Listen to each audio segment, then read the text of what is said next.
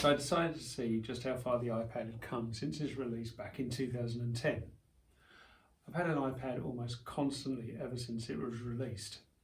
And although I haven't kept up with all the new features and improvements, I have made sure it's stayed relevant to my work and leisure activities. My current model is a standard 128GB model. It's not a Pro or anything flash like that. It's about 2 years old now and it's still going strong. And I wondered, would it serve as a laptop replacement? With that in mind, I decided to turn my laptop off and try and survive just using the iPad for a whole month. I already use the iPad for a lot of the things I use in my lessons, such as a metronome, playing back of tracks and things like that. I also use it to store written music as well as the usual writing notes, emails, things like that. The main things I use my MacBook for are editing videos and for recording students as they play the drums. I also record drums for clients around the world. So far, both of the tasks I've been using the Mac for have been relatively easy to do on the iPad, although you do need a couple of extra bits of software and hardware. The recording is done through an app called Audio Pro. After a lot of research, I'd settled upon Audio Pro as it was getting very, very good reviews. And it's basically a multi-track recorder, so I can record the drums into the iPad and edit them from there. For video, I'm just using the built-in iMovie.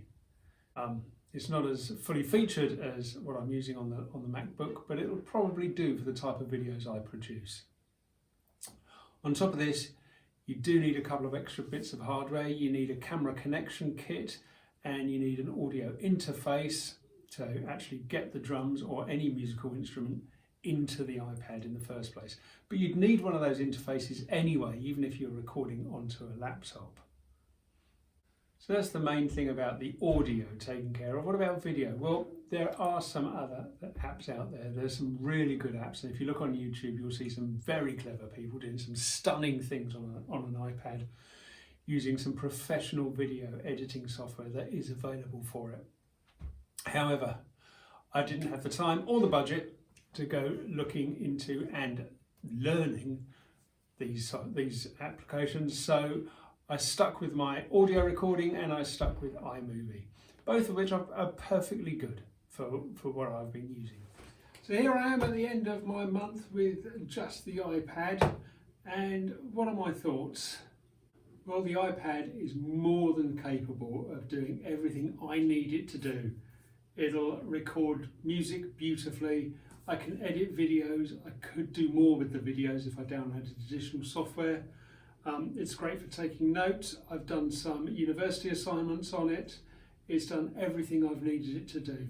So from that point of view, yes, you can definitely use an iPad in place of a laptop. However, I wouldn't go throwing my MacBook in the bin just yet. Things are just nicer on the MacBook. Things are slightly easier to do on the MacBook. And although the iPad works and works very well indeed, you kind of get the impression that you're kind of making it work. You have to use a bit of imagination to get around problems. I'm not here to give anybody any advice. I'm just here to give you my opinion of what worked for me. I can only say what I'm used to. I work with MacBooks, iPads, iPhones. I know there are cheaper laptops out there. I know there are different tablets out there. But this is what I've been using, and so that's what I'm commenting on. I wouldn't throw your laptop away right now and just go 100% iPad. However, if you haven't got a laptop or you don't have the budget for a MacBook, but you do have the budget for an iPad, it's not going to hold you back. You'll be able to do everything you need to do on the iPad. So at the end of all that, the choice is yours. I'm not so worried about my MacBook blowing up now, apart from all the data that's on it, of course, because I know I could survive with just the iPad. Would I survive with just the iPad? Would I not go and buy another Mac? I'd probably go and buy another MacBook, to be honest. I just like them. Anyway, that's been my month.